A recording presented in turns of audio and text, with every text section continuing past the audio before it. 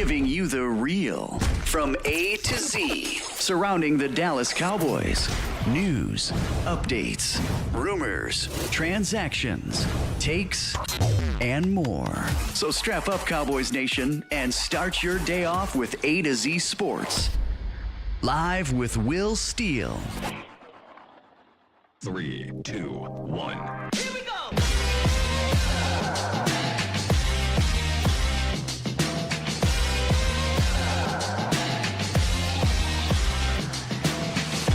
Good morning, good people. Welcome to A to Z Sports Live. We are streaming live on YouTube, and of course, I am your host, Will Skywalker. Still, boom! What's happening, people? You know what time it is. It's time to turn that page. We have to start looking at the next week's opponent, but I'm not naive. I get that these previews are going to feel a little bit different, so I'll try to put a spin on these said previews. And the spin today is about a potential showcase game that should be, the thought should be lingering in the back of these goofy front office men. It should be lingering in their heads, but I doubt it will. Either way, we're going to talk about it anyway. Plus, in the roundup, we got some mixed news, some good news on a couple of these young guys. And then, of course, every time we get good news on the injury front, we get eyebrow-raising news. So we'll talk about that as well. But good morning, Bomb Squad. Bomb Squad! How is everyone doing? I look, I appreciate y'all coming through. I told you, each and every week, win, lose, or draw, I'm going to be here for it all. So appreciate y'all in the mornings coming through and bringing is positive of energy, as much of energy as you can. When I say positive, I don't mean for the Cowboys, just in general, right? Like, misery loves company. I try not to lean into that too much because then it'll just be the same show over and over. So I'm going to try to keep pushing through this thing with y'all, and we'll get through it. I promise you. We'll eventually, January will be here, and we can start talking draft, and everything will be good to go, all right? So just keep rocking with your boy. Let's get to this roundup. It's time! It's time! It's time! It's time. It's time. It is time for... It's time for the morning roundup. Round 'em up, boys. Let me talk to you. Yeah! So yesterday was an unofficial practice. Well, I say unofficial. I mean, it doesn't go down in the practice report because the Cowboys play on Monday. So today will be like Wednesday, Friday will be like Thursday, Saturday will be like Friday, if that makes sense. So Saturday will be the game status report. However, they did practice yesterday, and shouts out to our fantastic beat reporters who kept us up to date. DeMarvion Overshown, who went out in Sunday's game, he was practicing. So he's back. Y.A. Thomas, who missed the game altogether, he also did practice. So, it's nice to have the young guys out there. Need all these young guys available to close out this season because I think they need all the reps they can get. And with Demo, this is essentially his redshirt rookie year, so we need to get him out there all season. The only worry with Demo, man, he plays with reckless abandon, and sometimes you get worried, like, is he gonna, And I don't know what happened on the play where he got hurt, but when he was down, I was just like, all right, come on, can we just get through the game? So let's keep an eye on Demo, but good to have him back out there. Per Todd Archer, he says, with the Monday game, there will be no formal injury report today, but not practicing. Hunter Lipke, Zach Martin, Tyler Smith, Eric Kendricks, Nick Vigil, Jordan Lewis, Trayvon Diggs, Kalen Carson, Deron Bland. And as you can see in this picture here, Tyler Smith worked off to the side. I got a text yesterday from somebody down at the Star watching practice, was like, before the report came out, hey, man, Tyler's knees wrapped up pretty good, and he's off to the side. And I just text back like, this season can't end fast enough. If Tyler Smith is, potentially going to be out with the knee, shut this shit down, dog. Everybody come have a seat. I mean, don't risk our guys like Tyler Smith. But no, if it's just something he's dealing with, he's obviously going to play. He's not going to not play if he can.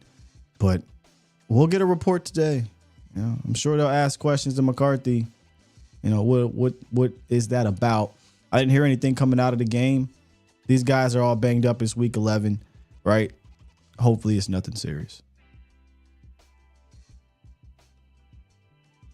That is the unofficial injury report spotlight, brought to you by OSMI. They provide arthroscopic and robotic assisted orthopedic surgery, foot and ankle surgery, sports medicine, physical therapy, and a whole lot more. They've got orthopedic specialists in Fort Worth, Decatur, Mansfield, and they provide state-of-the-art orthopedic care to the North Texas area.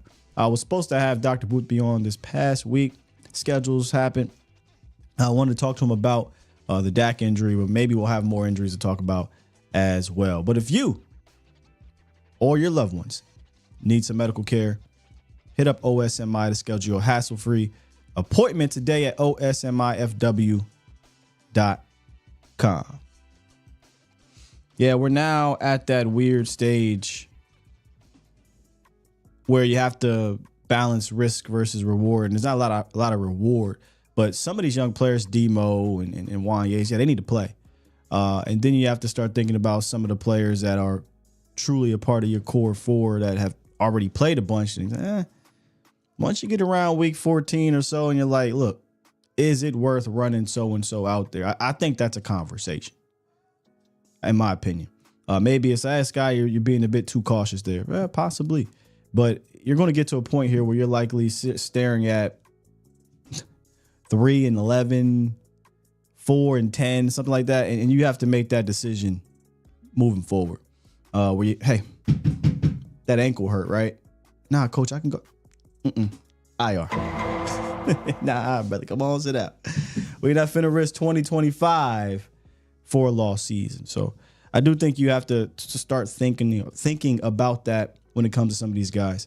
Some would argue a guy like Zach, but Zach's a veteran. This is this last go round. It's probably going to take his whole leg falling off not to play. If I had to guess. So last week, Cowboys, Eagles, we reviewed the Eagles offense, and I really didn't bring it up much, but the whole Kellen Moore thing, right? We said, welcome back. We played the welcome back music. The thought was Kellen Moore had an opportunity to come in here and put a spanking on the Cowboys. I don't particularly think he did that, in my opinion. I thought it could have been a showcase game for him, and I personally think he failed at that. Well, Scott, they scored 30-something points. Context matters in that, right? I don't think it was a clean game in that way. I don't think it was a offensive showcase type of game. It was just the Cowboys just collapsed in the second half. Offense giving them the ball at the 20-yard line, whatever. It was one of those games. The reason why I bring that up is because I thought it could have been a showcase game for Kellen as a potential head coach for the Joneses, not for me. But it could have showcased the Joneses. Hey, this is what you're missing out on. This is what you could have. I think he failed. Now, will that matter ultimately? Probably not. He is the prodigal son that was. He was the chosen one that was, and that McCarthy didn't want. Do they have more respect for McCarthy? Who knows, man? Jerry says a lot of things. But I think where Kellen Moore failed, Bobby Slowik could potentially prevail in a showcase game. Now, you could say, well, Sky, it ain't no showcase for the Cowboys. They're not going to hire him. Sure. But that's why I said they should be thinking about it.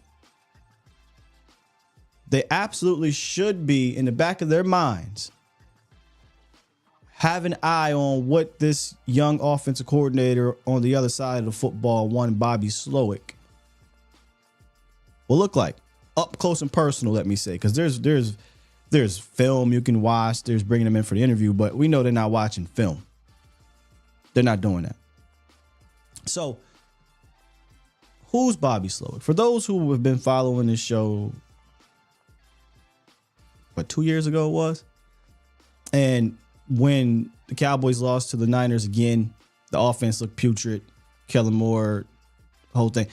I'm like, all right, that's it. This has to be it. I wanted them going to 2021. Didn't happen. They brought them back. I wanted them going to 2022. And they finally agreed to part ways. And immediately I start listing a bunch of names. And some of these names are guys that hadn't called plays yet. Bobby Slowik was one. Zach Robinson was one. And then there were some guys who had that experience. And then Slowik eventually gets the job in Houston, and the rest is history in that first year where they made history. Now, he's still a pet cat of mine, even though things are a little bit different this year. But what he was able to do with the rookie quarterback in an offense in that first year that didn't have much star power was extremely impressive to me. Took a guy like Nico Collins and turned him into a star. Not a good player, a star. And I think a lot of it had to do with his designs, his ability to get him and other guys in position to be successful. So who is Slowik? Well, he comes from the Shanahan tree, like a lot of these dudes, Shanahan's Kubiak type tree. He was with him back in Washington for a few years as an assistant, and then he went to go work for PFF, believe it or not. Then Shanahan hired him in 2017, and he, coached his way up the ranks with the 49ers for about 6 seasons. Started off as a quality control coach, moved up to an assistant, then became a pass game specialist, and then eventually a pass game coordinator. Then he followed DeMeco Ryans to Houston. DeMeco Ryans wanted to get a guy he was familiar with, right? And they worked together for like 6 seasons in San Francisco. And they put together a very impressive year one, where Slowik got a bunch of head coach interviews. Ultimately, though, Houston approached him with the bag and said, "Hey, why don't you slow down a little bit, man? Why don't you take this bag real quick and just come on back and just enter the field next year." Well, Slowik slowed down, took that bag, but it was not without impressing NFL clubs during interview process per Albert Breer. So I expect him to be right back in the mix of things this offseason. And honestly, it wouldn't shock me if he took a head coaching job, but brought over a couple of his guys in the same manner that DeMeco Ryans did. There are a couple of guys in Houston right now that haven't had a shot to either call plays or get a promotion. And I could see Slowik being a guy who says, I bet I'll be the head coach, but I don't need to call plays. It's not like he's called plays forever, so I don't think he's been kind of stuck in that. Man, I've been play caller for 30 years and I don't want to give it up. I could see him if he trusts a guy. There's a couple guys over there in Houston I could see him bringing over. But what about this year in Houston, Scott? It hasn't been as clean, I think, as year one. There have been some complaints in the Texans community about that staff being slow to adjust and how they're dealing with these injuries. They've been kind of some of their skill guys have been missing in action, and I think it's had an effect on that offense in a way. I tweeted this out yesterday. It's kind of been night and day with the Nico Collins out there and not out there. Night and day for the quarterback, for the offense in general. They also lost Stephon Diggs. That's why you don't see him up there. And the reason why you see Nico up there is because, of course, Nico Collins is coming back. He's coming back this week. But Collins missed the last 5 games. And then Stephon Diggs tore his ACL like 3 weeks ago. And it's been tough for Stroud. Stroud hasn't really dealt with it that great because on top of that, the offensive line is really bad protecting him. So there's been frustration. It feels like, and if there's a Texans fan in there, you can speak on it. But there's been frustration within that fan base of how much they're running and how much they're using Joe Mixon. Now I'm not plugged into all things Texans, But if I had to guess, I feel like they're leaning into being more balanced to protect that offensive line that can't protect and to protect their quarterback who's struggling without Collins out there. But let me say this real quick. Houston fans, I have no sympathy for you. I don't feel bad that you have a creative offensive coordinator who's in his second year of calling plays, and he's, trying to, for the first time, really figure out how to deal with this type of adversity. But still on the brink of finding yourselves at 7-4. I have no sympathy for. In fact, I like to have those problems.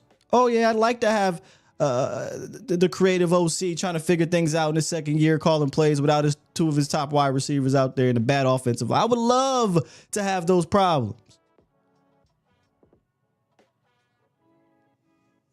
So I'm sorry, Houston fans, because it kind of reminds me of the Kyle Shanahan stuff, right? Like, Niner fans are sick of Kyle. I don't know if they're sick. I mean, I speak for now. There are some Niner fans that's like, I gotta get rid of Kyle. Bring him over here. I'll take those problems. Are you kidding me? Now, that could be, well, Sky, it's just because you're the Cowboy fan and you guys haven't had a modern offense. And you might be right. I get it. There's no perfect play caller, offense coordinator, whatever like that. But I'll take that. Yeah. I will take that over what we've been running out over the last few years. So I'm just saying, Texans fans, I don't feel bad for you. All right, you'll be fine. You'll be fine. But from an offensive mind standpoint, you could tell Bobby Slowik was a pass game specialist, man. You see it on film. You see his concepts. I think they're a fun study. And I often say this a lot when studying opponents. It's a frustrating study. Well, how can it be fun and frustrating? Well, it's fun if you're just looking at it from a football fan standpoint. Man, some cool stuff. It's not always razzle dazzle, but it's some cool stuff. But it's frustrating because you're watching this and you're like, man, that makes sense. And then you watch your offensive and you're like, what the is this? Is this sorcery I'm watching compared to what we do? Nah, it's modern football, really. And it's not always about, the razzle dazzle when it comes to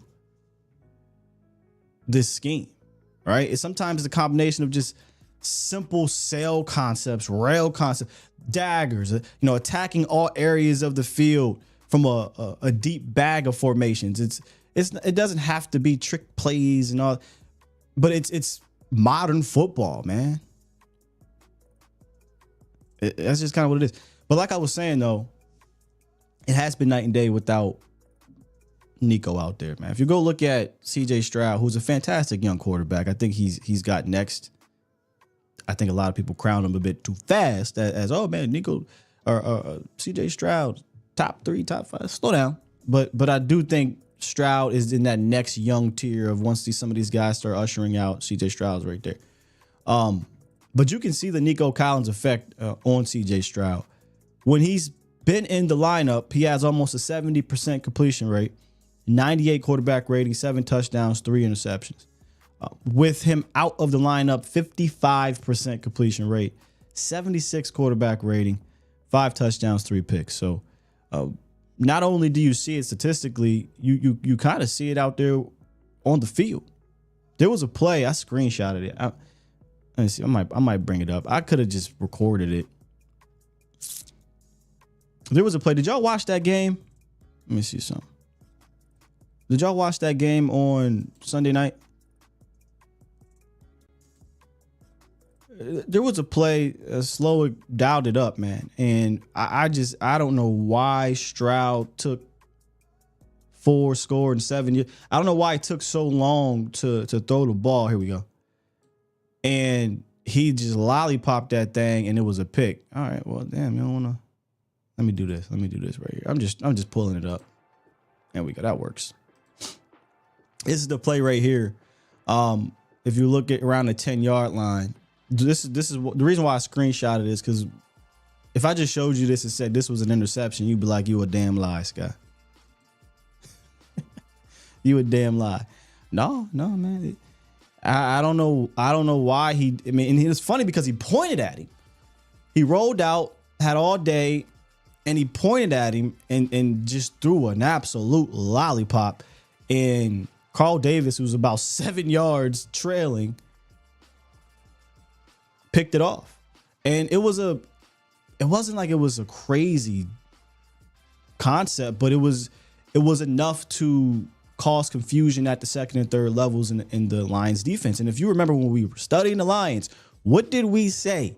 Hey, man, there's opportunities to take advantage of this aggressive defense at the second and third levels. You just have to, put people in these areas and make them think.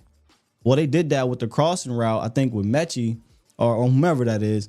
And you get a wide open guy, and CJ Stroud just kind of lollipopped it. But Stroud's just not all there just yet. Again, if there's a Texans fan in here, you can speak on a little bit more. But he's in a bit of a rut right now.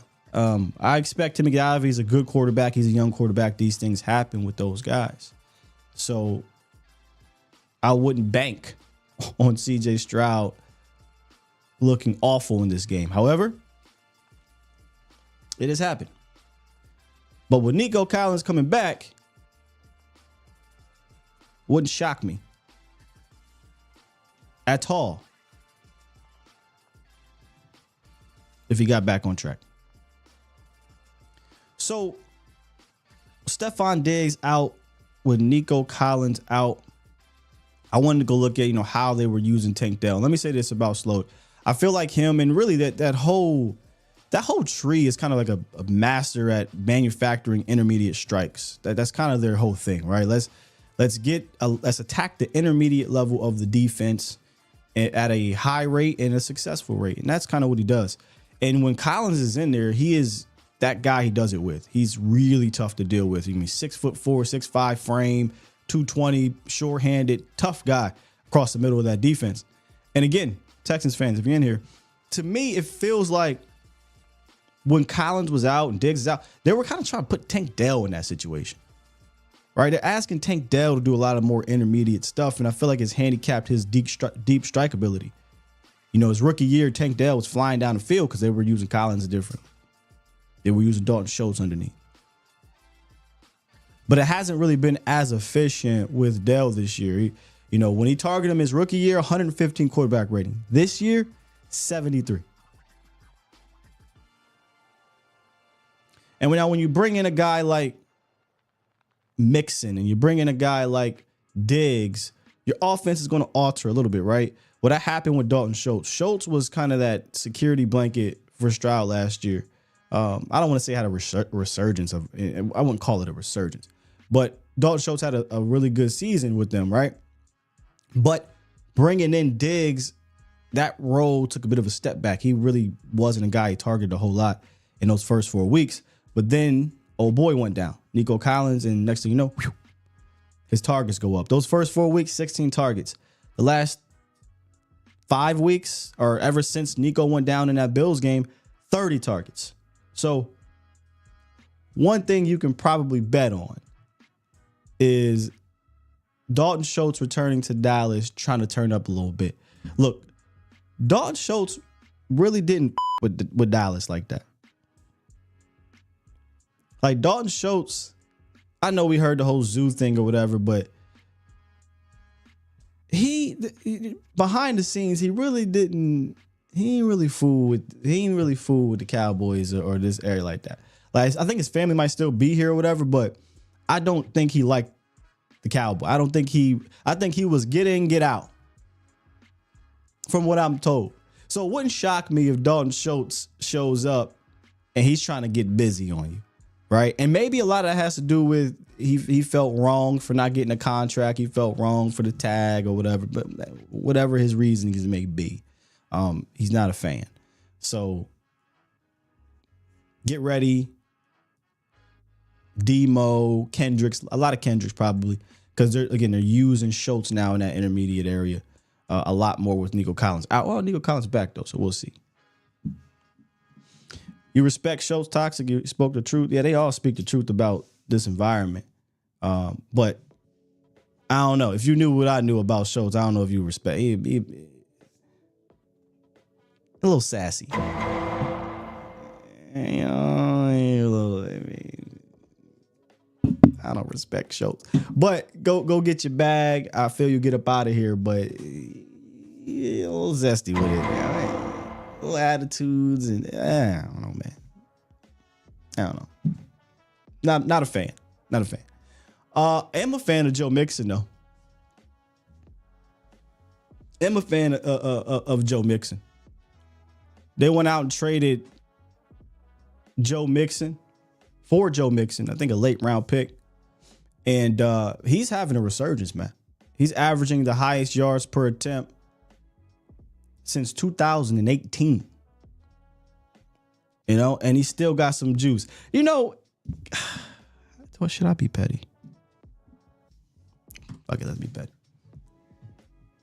There was a point in time in this season people were trying to point at guys like Joe Mixon and Aaron Jones and Saquon Barkley and Derrick Henry. I'm gonna do this respectfully. And they were trying to say, well, see, look at the old backs performing. That's why 15 should be given the respectfully. There's not a chance you're watching those backs in 15 and you like, same thing. Not a chance. It's not a chance. You're clearly just watching box scores and you're like, yep, they doing it so he can do it. Jimmy jumped off the bridge, so I'm going to jump off the bridge. Not a chance. Bro, I went out. I said, you know what? Let me go specifically watch Joe, because now we're studying the point. I'm going to watch a whole bunch of Joe Mixon carries. I probably watched about 80 Joe Mixon carries. I got about to carry 15. And I said, man, for real, this. There's no way you can watch Joe Mixon and watch him and be like, those two dudes can do the same thing. None. Joe Mixon can still get busy. He still got pop. He still got juice. Calm back down. I just gotta get petty a little bit, man. Now, last week was an awful game for the Texans ground game, right? They were a bit stubborn there. They just kept sticking with the run. Just kept running. They ran Joe Mixon 25 damn times against the Lions. And it did not work. 1.8 yards per carry. And if I had to guess, I'd imagine, and again, not a Texans fan, it was to protect that offensive line and CJ Stroud, man. That offensive line has been struggling. They've given up 14 sacks in the last 3 weeks. They gave up 8 sacks prior to last week. So I'm pretty sure they was like, look, man, we just got to stick with it and just protect our quarterback, man. Protect this offensive line. But it was a bit stubborn to me, man, because it got to a point where he was like, he probably should just stop this. Because the Lions, I don't know if Aaron Glenn, chewed them out, because they were getting ran on the previous 3 weeks. And next thing you know, the Lions offensive or defensive line was controlling the line of scrimmage. The linebackers and safeties were filling the alleys. It was just it was night and day from previous 3 weeks. So, shouts out to them. But that doesn't diminish what Joe Mixon has done this year. He was on the tear. He had 100 yards in 5 of his first 6 games before he went down with injury. And if you watch, how they run, I was surprised with the versatility in their run game, because, coming from the tree it's obviously going to be a lot of zone, but look, I'm not saying it's as versatile as a Ben Johnson. I think his bag is crazy, but there was a little bit more versatility than I expected to see. There was, dare I say, some easy buttons in the run game. And then once you add Mixon's talent on top of that, you get some productivity. He went 4 straight games at one point with a 20-yard run that ended last week. And he's had at least 1 rush of more than 15 yards in 5 of 7 games that he's played. For comparison's sake, and this is not me being petty. This is just me. I'm comparing. For comparison's sake, let me make sure I get these numbers right. So Mixon has had at least one rush of over 15 yards in almost every game he's played. He's played only 7 games. I think he's done it in 5 games. Rico Dowdle has one game where that has happened this year. Last week. Zeke doesn't have a 15-yard run. In fact, he hasn't had a 15-yard run since week 8 of the 2023 season.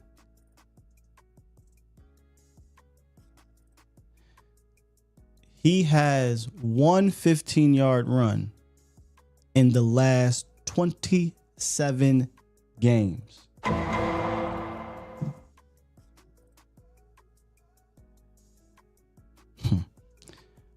I swear. Stop it. Stop it, man. End these conversations. Take the L and go home. We all take L's. Stop it. One 15-yard run in almost 3 years. Two seasons. 27 games. One more than 50.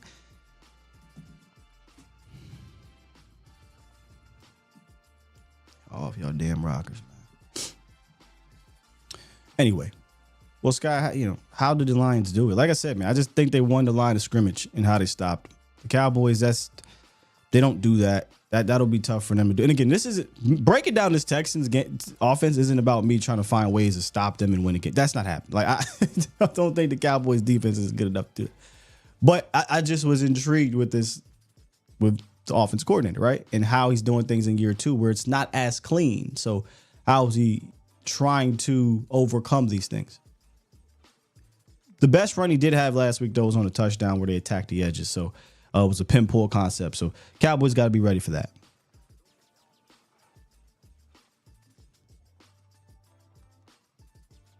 I expect this to be a get right game a little bit here for them. And that's with, all due respect to the defense. The defense has been fighting their tails off. They come out and they have not made it as easy early on in these games over the last few weeks. So, I don't expect it to be right away. Maybe because Nico Collins changes things a little bit. But like I said, last week, I think they'll come out and they'll fight, but eventually they don't have enough. And this particular scheme has given Zimmer trouble, which it wasn't supposed to. Now, obviously, guys have been out. Micah will be back. The Texans O-line is terrible from a pass game standpoint, so I think they'll be able to get pressure and whatnot. But that didn't matter. You sacked Jalen Hurts 5 times last week, and they still eventually ran up the score, right? He even fumbled him, and it didn't matter. So unless the Cowboys offense, which do we even need to look at that, can match serve? If I'm Houston, and as I said last week, if I'm Philly, I'm never worried. Even I don't care if you fumble me. Don't care. I don't care if you get a pick. Oh well. I'm not worried that you're going to do anything with it. So you're not knocking me off of my plan. And eventually I'll get in a groove. And that happened with Atlanta. Atlanta came out. Now I think they scored on the second possession. They didn't score on their first possession, but they ran concepts that the Cowboys struggle with. Intermediate concepts, pre-snap motion, at-snap motion, misdirection, pick routes, things like that. And next thing you know, they go on they score a couple touchdowns on you. So I expect that same thing to happen with Houston. And again, some of that has to do with, I think this is potentially a Texas audition. I feel like maybe Slowik doesn't know this. I don't know. But if I'm him, I'm looking at it as I'm showcasing myself, right? We are on Monday Night Football in Jerry World. There's frustration within the Houston Texans community about us. I get my guy Nico Collins back. I know that team is going to be looking for an offensive minded coach probably. a head coach, right? I'm going to be out there interviewing for head coaches. It's a showcase game for him. It's a showcase game. Oh, by the way, it's CJ Stroud, Monday Night Football against Cowboys too. You think them two dudes don't want to come out here and put it on Cowboys? Yeah, I think they do. I think they do.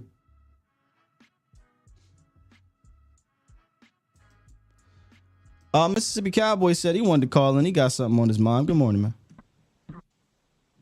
Yeah, what's up, Steel? So, this game on Monday that's coming up, I wanted to mention about how do you think they will play on Nico Collins, and is Tank Dell playing as well? I haven't seen any injury reports on Tank not playing. I didn't know he got hurt, but Nico looks like he's coming back. Your question was, how are they going to defend him? Yeah, because I don't want to see Kalen Carson on him. Well, it seems like Kalen probably is going to be benched. I don't know. We'll see. I don't think they're going to match or anything like that. I feel like this is just going to be they're going to play their defense. You think Izzy would come in? You think they put Izzy in? They have to. They put Izzy in last time, and there's no other corner. I don't believe unless you call up a guy from the practice squad, Josh Butler, but I don't think they're going to do that. They threw Izzy out there, so hopefully they keep Izzy out there and let the young man continue to develop behind the scenes. Yeah, I think my concern really is with the Texans' D than the offense, because their offensive line ain't really been playing well. You know, they've been allowing a lot of sacks, and CJ Stroud been taking a lot of hits. So I'm not. I guess their don't you say you're not worried about it? Defense, you said what? Was you about to say you're not worried about their offense? No, I am. I'm just saying that their defense is better than what their offense is showing. It doesn't even matter. But your offense and defense are bad, so there's not a good matchup either way. Yeah. You sacked Jalen Hurts 5 times in one half, and they end up having 34 points. Yeah. So I mean, because we can't even get in the red zone. Yeah. But do you think that if Cooper Rush, has another bad first quarter or half, you think they put in Trey Lance for that second half, for the rest of the second half? I don't know. They should have did it last week and they didn't. So I'm all out of answers. They should have fired the coach weeks ago. They didn't. They should have just let Trey Lance do this thing. They didn't. They should have put him in the second half. They didn't. They should have him running out there to start right now. They didn't. The most common sense things that this team should have been doing from March to now, they have not done. So I can't give you a common sense yes or no answer. I have no idea, bro. This organization doesn't do the common sense thing. Man, because what pisses me off the most, man, is the fact that Jerry went and got Trey Lance because he wanted to use that as an advance of Dak's contract extension or whatever. And then you're not even letting it, dude's not even playing on the field. So, you really paying Trey Lance $5 million just to sit on the sideline and charge the tablet. Fourth round pick and $5 million to be QB3. And there's literal people out there. Don't piss me off. Don't get me started on that again. Just go ahead. Man, Phil, it's just I don't even know if I can even watch these games. I just think it's just going to be the same thing every week. Well, I mean, it is going to be the same thing every week, but man, it's just it looks bad. I think this season's worse than 2020. Yeah, I mean, I don't think you're wrong. I went back and looked to make sure the Cowboys did not get blown out or play this poorly, even when Dak went down. Or before he went down, they were always in shootouts, right? He was trending to have 6,000 passing yards. So yeah, technically this is worse in a sense. The defense statistically is about the same. Now this defense is playing better early on, but yeah, it's probably worse because at least Andy Dalton, once he got in there and they started to figure some things out, they were able to do something off. Andy Dalton is a better quarterback than these guys at that point in time. So Yeah, I can see that for sure. I went and looked. I think there was only a handful of blowouts, whereas the Cowboys been getting blown out before the Dak injury and after. So I don't see how this changes. Yeah. Well, I'm gonna just say one last thing. I wanted to mention just the draft and what I think the Cowboys should do. My opinion, I'm Dallas, and you get a top five draft pick if you're drafting the top five. I would take Hunter, T-Mac, or Graham. If any of those three are possibly gone, then I wouldn't mind trading up, see if you get some more picks. You mean trading back? And then take Jim. You mean trading back, right? Yeah, trade back. Yeah. Sounds like a solid plan to me, man. Yes, sir. All right. Appreciate you. No problem. Yeah, man. I went and looked because we was having that conversation. And I said, remember I said, I remember the Falcons blowout. I remember the Washington blowout. And I think they got blown out twice by them. But it wasn't like a whole bunch of even the Eagles game, the Ben DiNucci game. The game was winnable for a good bit until that fourth quarter. And you can just go look at the scores. Just look at the scores and you'll see the Cowboys weren't getting just blown out. It was competitive almost weekly. And then they went on that weird run where we're sitting here and we're like, yo, we might be able to make the playoffs. This is kind of crazy, but we might be able to make the playoffs. They needed a ton of help. Then they lost to Daniel Jones. That's the only time Daniel Jones has beat the Cowboys. But he beat, who was it? Almost said Cooper Rush. It was the other ginger. He beat Andy Dalton. And at least that year, and this was, 4 years ago, right? First year, Mike McCarthy. So there was still that, all right, Mike, you dealt with injuries. You didn't do a terrible job with it. Now we got a top 10-ish pick or whatever. And free agency's coming up. There was 4 years less frustration of free agency and trades. And so there was still that. But like I said the other day, the incompetency of this front office for multiple decades and most recently, and the moves that they're making that make absolutely no sense, and what seems to be just doing things on a whim with no legitimate plan, or if that is their plan, then boy, oh boy, it becomes increasingly harder to be excited about, hey man, potentially new coach coming in town, potentially tons of cap space and draft capital, and man, we can move and groove. It kind of kills that excitement because you just know deep down in your heart, those fools don't know what the hell they're doing. They're just doing shit. Yeah, man, it hurt a little bit. Marco from Charlotte. Good morning, good sir. What's up, Scott, my brother? Hey, can I interest you in why does it take the Cowboys so long to play Chauncey Golston to figure out he's a decent player? Why are we playing Carson's over what's number 24's name? Carson's Israel Mukuamu. Not even better than 20. Yeah, he's not even better than Mukuamu. Yeah. But the hype is so crazy. Like me and you talk about last year or the year when we drafted Schoonmaker. It's just dumb decision. I understand, Scott, because you think I agree with Jerry. I don't agree with Jerry. And even though I'm hard on that, Scott, I don't understand my Cowboys. And I don't know why we playing hooker them anymore. I think the season, if I was them, I'm not even playing Parsons. Not playing none of my guys.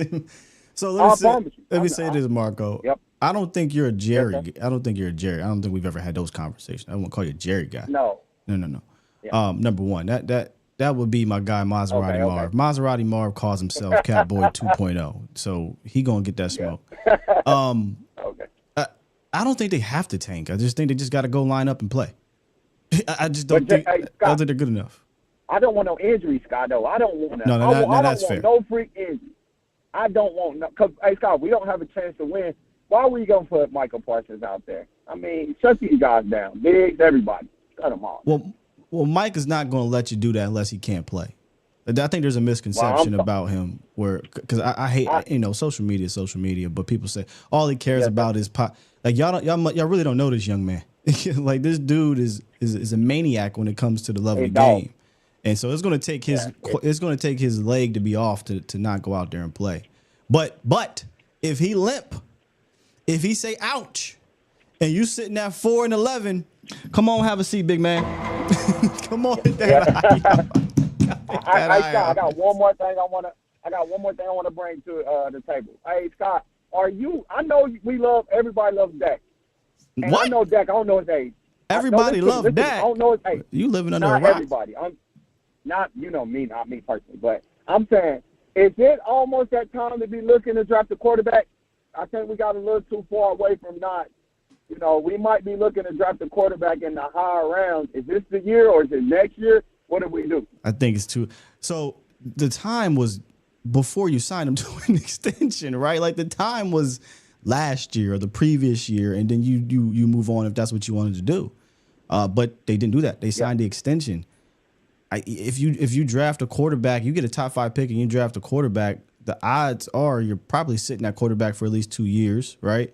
And then you're dealing with some of the leftover monies from Dak if you decide to move on, say after 2 or 3 years. So you never really get that full value of drafting a quarterback early and having 4 or 5 years of control at a cheap price. You don't get that value. So I personally think that ship is kind of sailed. Now they could maybe try to do it again, hit a mid-rounder and develop or whatever. But I do think at some point, once it's time for Dak to go, you got to invest early in the rounds and not in undrafted free agents in 4th round and expect to get lucky again. I don't think you can operate like that forever. And they've done that since drafting Troy Aikman.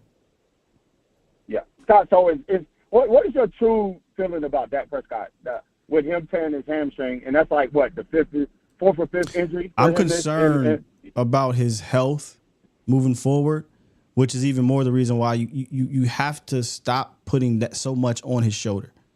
Like, it's okay to pay a quarterback and still say, hey, man, we're going to surround you with bang, bang, bang, bang, bang, so it's not on you, a la Jared Goff, right? A la Jalen Hurts, a la Josh Allen. They say, hey, man, Josh, we can't have you out here just playing hero ball. We're going to run the ball more. We're going to go get you another receiver.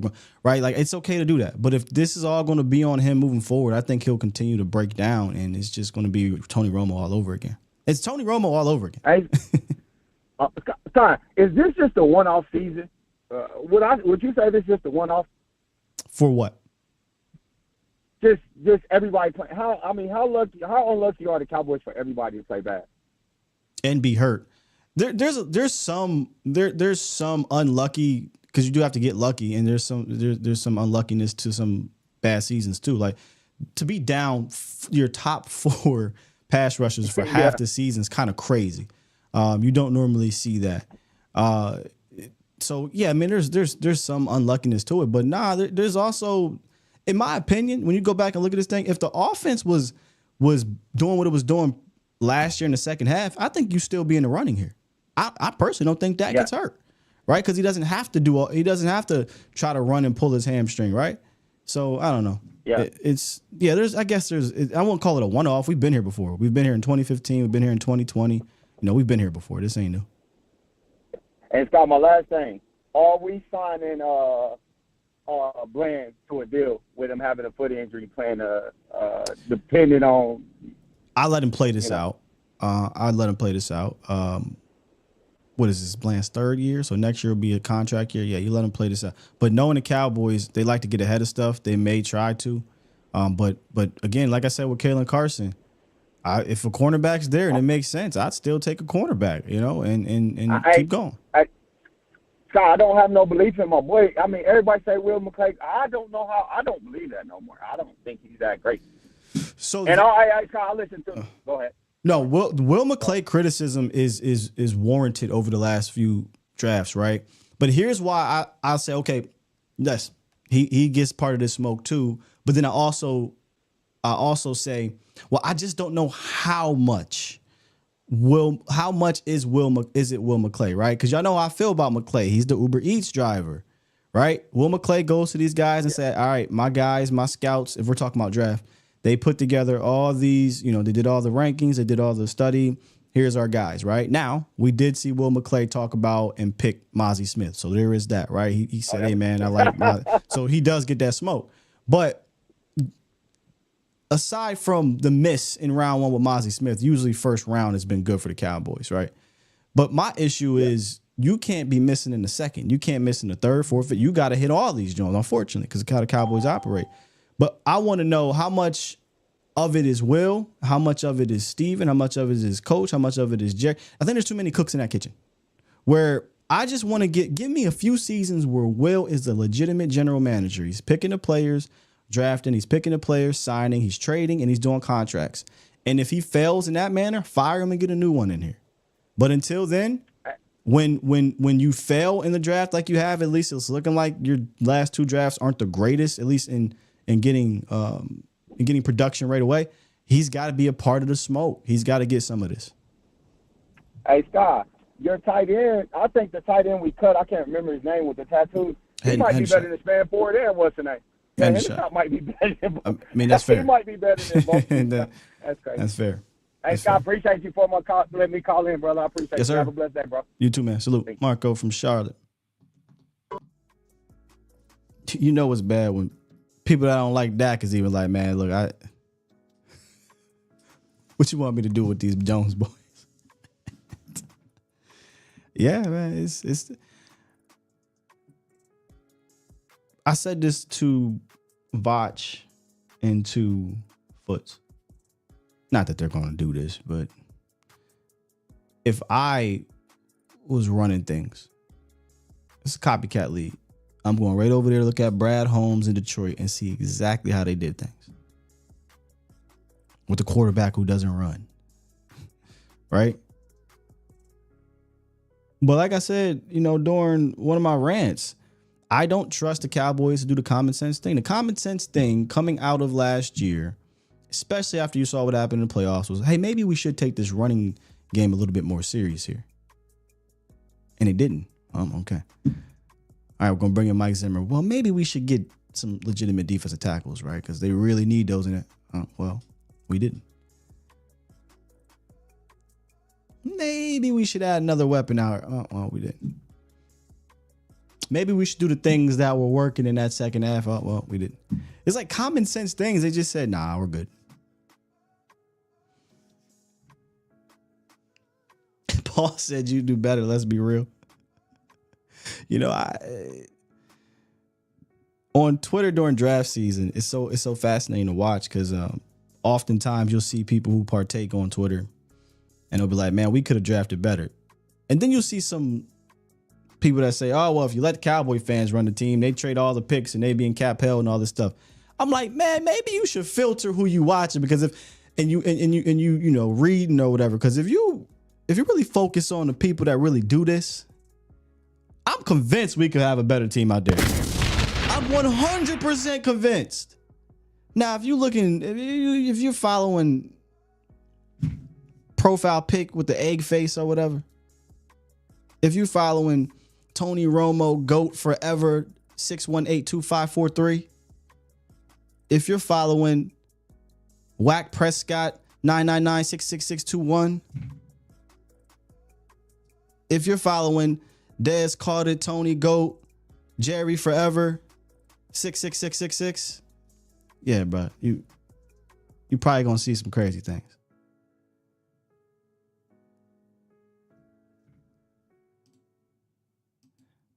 $945, you are live. What's going on, man? Not much. How you doing? Yeah. Well, for one, I want to apologize for that last call I had, and I was like way too loud. I was just letting off that steam. Because this is what this team does to you. No, I feel it, man. Yeah. Well, yeah, man. I just wanted to talk to you about the future of this team. Like the writing is on the wall for Dak, man. And the thing is, well, it might not be, but what I'm getting at is the thing is they never really gave this dude a solidified plan to put him in position to win games. Oh, for sure. And again, like I said, to be fair, Because see, people get it twisted. I'm one of these people. I don't like to just say, oh, well, we won, it's all quarterback. We lost, it's all quarterback. No. So not only did he not put Dak in position, we didn't put McCarthy in position. He didn't put Micah in position. He didn't put Zimmer in position. He didn't put any of these players in position, in my opinion, to make a real run. So it's not just the quarterback. However, the quarterback is going to get the brunt of it. I get that. Yeah. So, and that's what I'm getting at. Like these people that don't understand is that Jerry and Steven, they got lucky with Tony Romo falling out the sky for them. They got lucky with Dak falling out the sky for them. If you look at the quarterback, they haven't drafted a first-round quarterback since Troy Aikman. They tried Quincy Carter. That didn't work out. So, like, these two guys, Romo, Dak, playoff-wise or playing-wise or whatever the case, however you want to compare the two, they both kept the Cowboys competitive enough to where people are going to watch. But the thing is, like, let me just give you an example. Like 2016, they go 13-3. So then that offseason, they're like, oh, well, we got Dak, we got Zeke. They didn't add nothing. They got rid of the secondary. They drafted rookie secondary. Oh yeah. Then Zeke gets suspended. Zeke gets suspended. This is when I was recording audio podcast, but me and my guy Tony, shouts out to Tony, 2 Point Cowboys podcast. I came on, during that season, and I'm like, you're starting to see one of the issues here. Like the Cowboys have a good year, and they don't try to get better from it. They run it back. Oh, buddy, kind of loud. Yeah, I'm here. Yeah. No, I'm here. But see, that's what I'm saying. Like they had the confidence that we could win with just these two guys. So that in that season, Zeke gets suspended. They don't go trade for another running back. The Eagles do. They rely on Alfred Morris, which was okay, and Rod Smith, whatever that experiment was, but it didn't work. Most of those games, we were blowing out teams in the first half, but because we didn't have a good enough defense and a good enough special teams, because Rich Bisaccia was a special teams coach at that point in time, like they didn't add to anything. So 2018, they bring them in.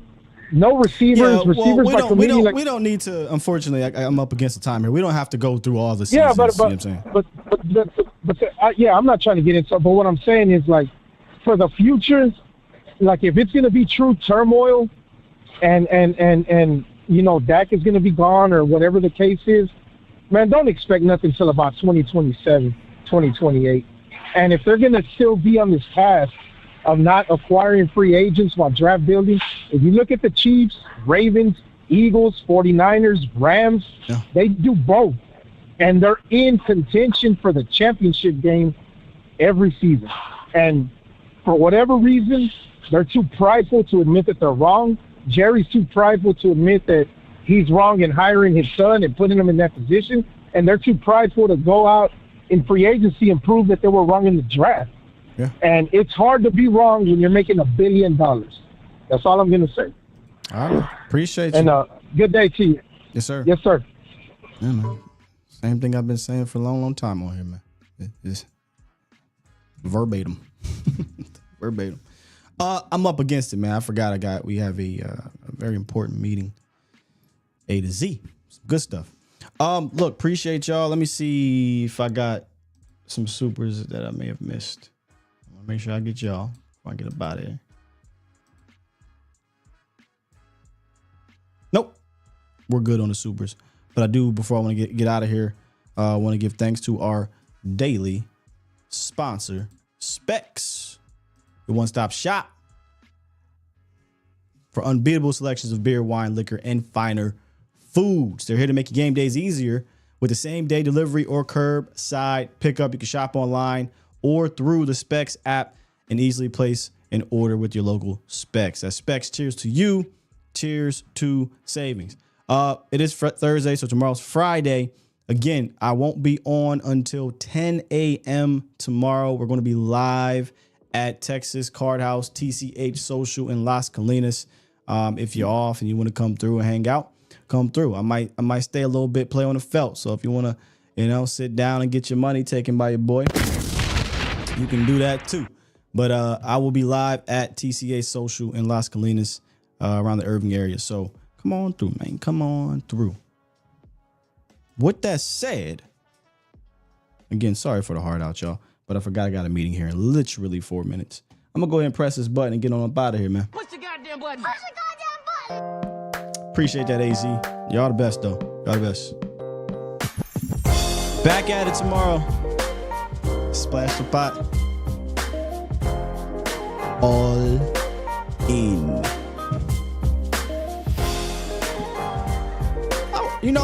I want to set up a Cowboy fan poker thing. I gotta talk to Mike. I think he'd be into that too. We out of here. Love y'all. Peace.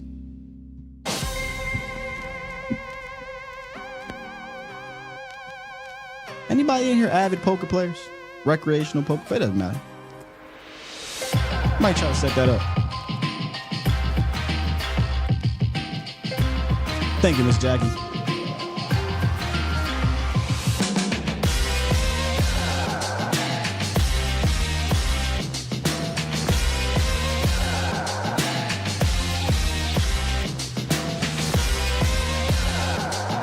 A.m. Central. I'll be live 10 a.m. Central, man.